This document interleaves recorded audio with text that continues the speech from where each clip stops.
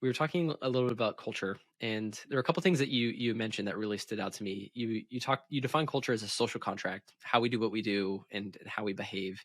And you also talked about the aspirational nature of culture.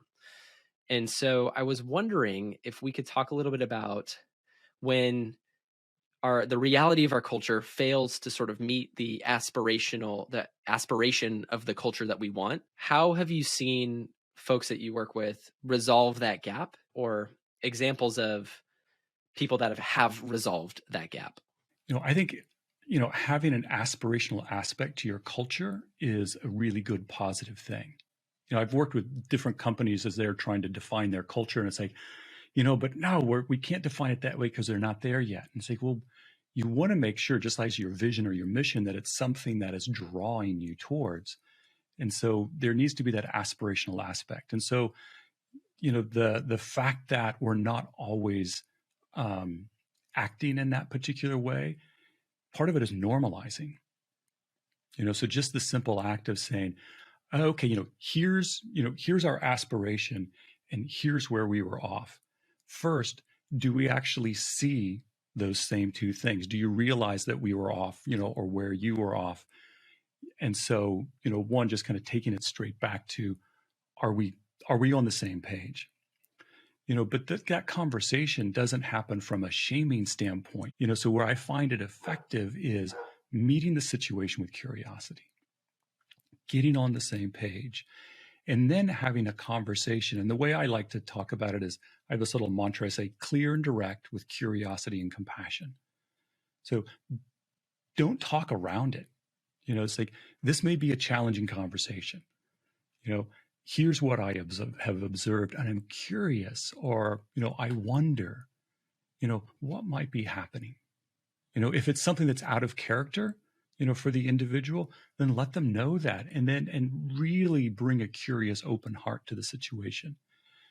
And then it provides much more emotional safety for them to be able to walk in and explore, versus, you're wrong. Now I need to show you exactly how you're wrong. You need to admit how wrong you are, and you need to be really sorry for how wrong you are. And it's just like, that creates no safety for anyone. And it's probably, well, who knows what the culture is, but not a culture I would want to be in.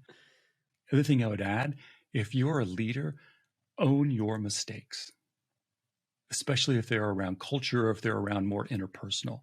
The technical mistakes people will own more, but when it's more of the personal mistakes that they've made, when they've stepped out with culture, or they just haven't treated somebody with respect, man, own that.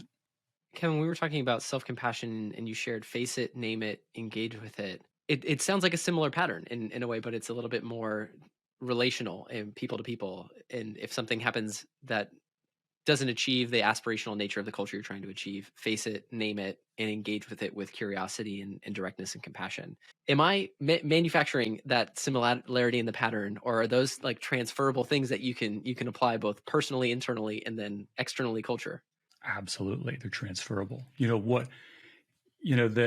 If I look at community, so we talk about community a lot, but there's also this internal community that we have as well, which is my emotional self, if you want to call it a different self, an intellectual self, my physical self, and a spiritual self. And so I'm having a dialogue with all of these different parts of me, with clarity, with compassion. I can also do that externally. So they absolutely translate internally and externally. We're all people. And I think intrinsically, very much we want the same kinds of things. I want to be heard. I want to be respected. I want to be able to matter and make some kind of a difference. And that's internal, and that's external. So I think all of these skills are absolutely transferable. Well, that kind of relieves, like, we're not teaching separate frameworks here. Like, I guess that kind of relieves like some of the pressure. And I love that it's super relatable for me.